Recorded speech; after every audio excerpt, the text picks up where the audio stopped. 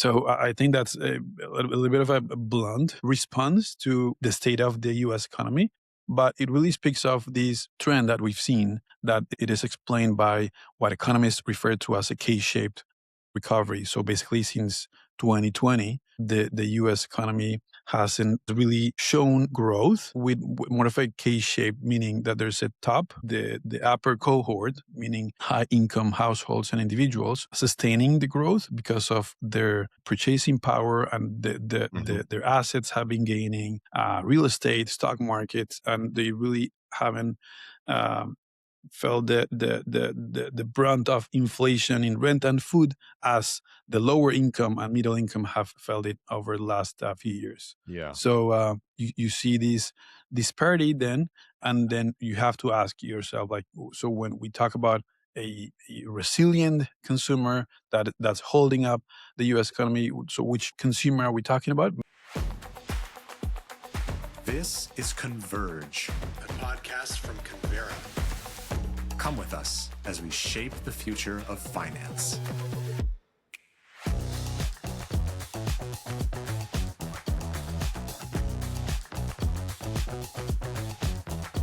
Hello and welcome back to the Converge Market Update. It is February 12th. I'm a day ahead of myself. February 11th, 2026. I have Kevin Ford, one of our North American analysts, with us today. Coming in from Toronto, I believe. Kevin, how you doing? Good to hear from you again. Yeah, good to be back. Toronto based. Yeah, it's a little bit cold in here, but Yeah, it's good to be back. I bet. Hopefully no polar vortex anymore.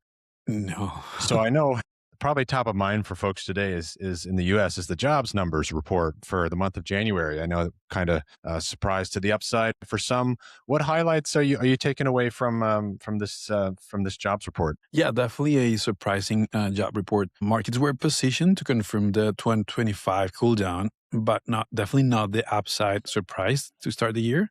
And I think that's why we've seen these repricing in the Fed's path for 2026. It's been pushed the next cut from June to July. So that's one thing. But I'd say that in terms of the labor market itself, it's too early to say whether this job print alone is a turning point for the U.S. Job market. You have on one side, the headline number came in at 130,000 jobs added. So that was double what was forecasted by most analysts and economists. And the unemployment rate ticked down to 4.3%. In general, what we're seeing is that the underlying trend is of a really fragile job market. So you see, on one hand, the private sector job growth was at 30,000 last year. That's the lowest level of growth for an economy. That isn't in a recession since 2003. And there was a massive annual benchmark revision that subtracted 862,000 jobs from previous totals. So in general, what we're seeing is that the job market remains fragile and it's highly vulnerable. And in general, what we're seeing is that nearly most of job growth came last year and in January as well from healthcare. Basically, it's been a key sector in the job market. But if you take out the job gains in healthcare, the economy would have basically lost lots of jobs. Basically, since May, there was no job creation since May last year. And then on the other hand, you have in 2026 this expectation that AI is going to start having a higher impact in productivity growth and then leading to job destruction or replacement.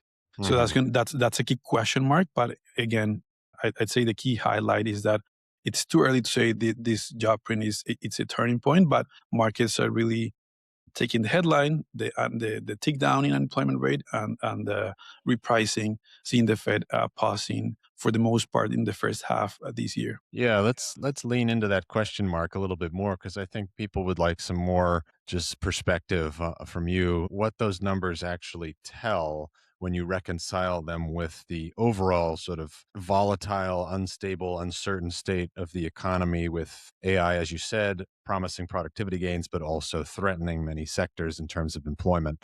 How do you reconcile all of this with the overall sort of health of the economy? Yeah, so we've seen a decoupling from growth and U.S. growth and the labor market. And what we've seen or what we saw in 2025 is a jobless boom. So when you take the third quarter GDP annualized at 4.4%, fourth quarter pointing to between the 4% 5% handle, that's really decent growth.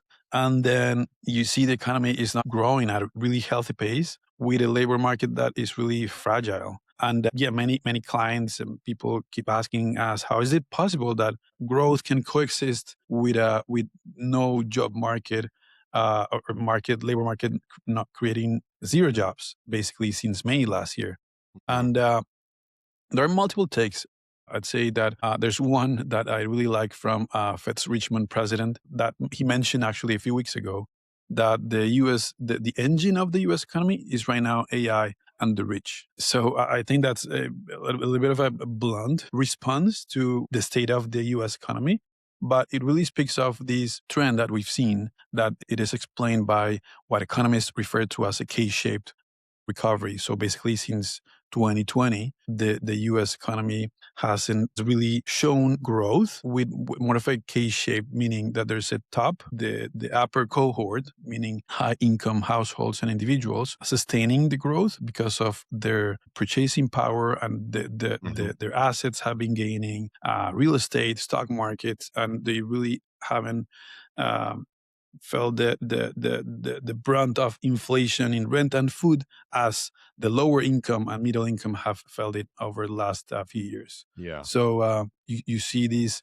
disparity then, and then you have to ask yourself, like, so when we talk about a resilient consumer that's holding up the U.S. economy, so which consumer are we talking about? Mainly the higher, the top cohort, which is really keeping the boat afloat. And that's why Tom Barkin, he was talking, the rich are actually keeping the boat afloat.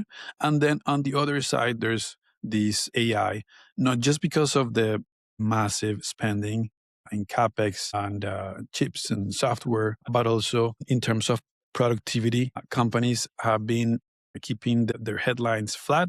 We're seeing a labor market that is in a low hire, low fire type of balance, really fine, delicate balance. But it's what we're seeing that for example, according to a Dallas Fed report, the break even unemployment, the break even number to keep the unemployment rate steady, meaning the number of jobs that need to be created at a monthly basis are between 10,000 to 40,000 a month. So that number would have shown that the U.S. economy was in a recession 3 years or 4 years ago, when the U.S. economy needed around north 200,000 jobs to keep that unemployment rate steady. That you're seeing that the labor market is having pressure on both the supply side and the demand side as well. And you see these fine balance, these low hire, low fire environments well. And you see that that companies are really with their headline flat, getting more of their workforce. You may call it a squeeze, basically, in labor market because of these lower count or this flat count are giving you a lot of productivity. Basically, the output is much higher that you've seen over the last few years. So then, of course, the big question mark is this year is going to be: will we see capex sustained from these big companies? Will we see these productivity gains from from AI and the whole AI theme to the overall private sector? These are question marks that really going to be key themes for 2026, and that partially explain what we're seeing in the U.S. economy. Really hard to read, but it is what we're seeing. It's a jobless boom, and now with the expectation of fiscal spending, of course, and the massive boost that we've seen from government spending over the last few years, that should sustain growth. And then we may see this decoupling between labor and growth to be sustained throughout 2026.